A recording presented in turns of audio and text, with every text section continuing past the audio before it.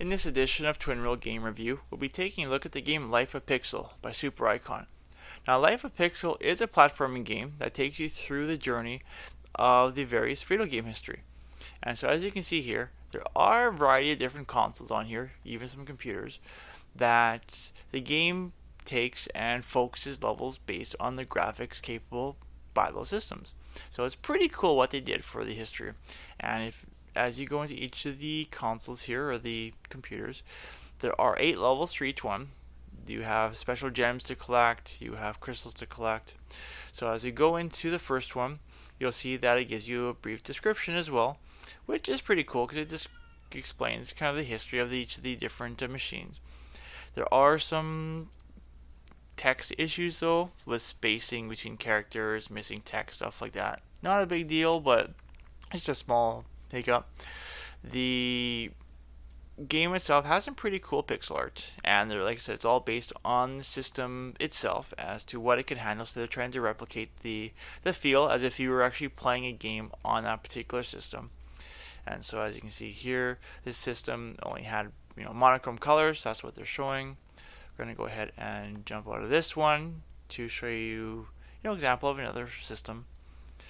And next one we'll do is actually, if we just go into it, as you can see, it looks Atari-ish for the graphics.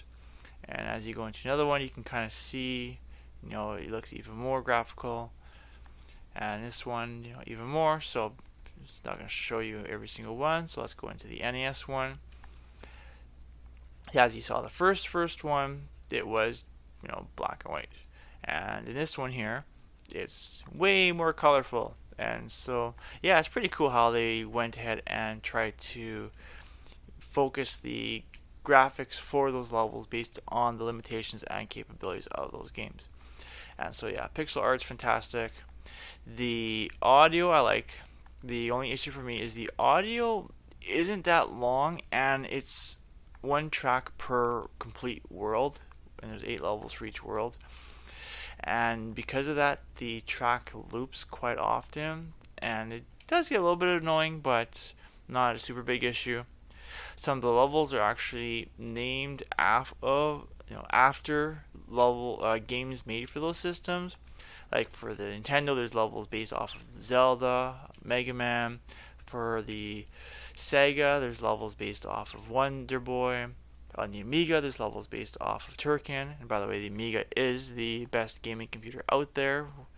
And so it's pretty cool that they had that as part of the systems here to play on.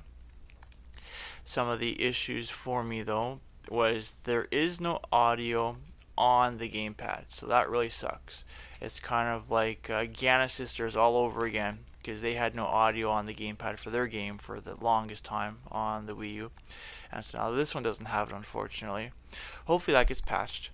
Another issue is that the character, from time to time, does have issues where if you're, say, on there's different items in the game that you can find. And so one item is a skateboard. And if you are on a skateboard, when you get to like a teleport, the game will just sit there because you can't use the teleport while you're a skateboard, and you're kind of stuck. You have to redo the level.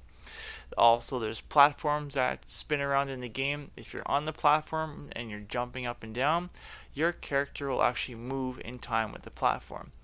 So if the platform is, say, coming to a stop from moving to the right and you jump, your guy is going to start moving to the left with the platform as it moves. So there is some physics issues there that has to be tweaked.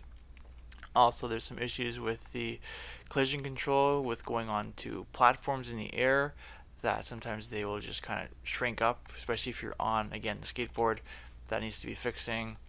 There's issues with some items that some of the levels are useful, but some of the other levels, I guess they're just kind of showing off the items for you because they really don't play a purpose in those levels. But all in all, I really enjoyed this game. Spent a lot of time playing it. I would definitely give it a 7.5 out of 10. And that's it for this review.